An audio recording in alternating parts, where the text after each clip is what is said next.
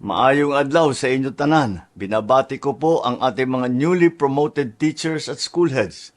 Alam ko po naman na marami sa mga guro, taon o dekada pa ang inaantay bago magkaroon ng promotion. Kaya po isinulong natin ang Expanded Career Progression o ECP system. Sa sistemang ito, may mas malinaw na landas para sa inyong career growth.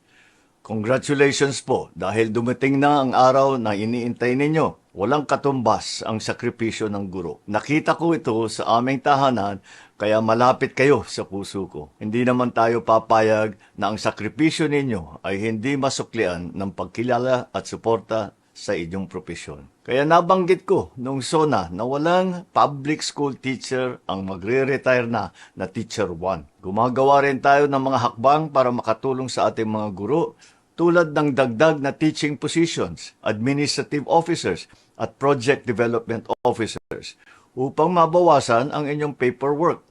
Nagdagdag din tayo ng araw sa inyong uninterrupted annual vacation service credits. Ibinigay na rin natin ang 10,000 piso na teaching allowance. Pinalawak din ang coverage ng special hardship allowance para sa mga guro at DepEd personnel na nasa malalayong lugar. Mga ma'am at sir, maraming salamat sa inyong dedikasyon, pasensya at pagmamahal.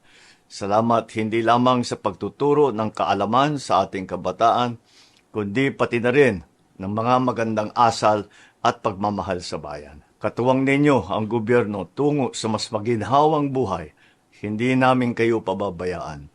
Daghang salamat kaninyong tanan. Mabuhay po ang ating mga guro.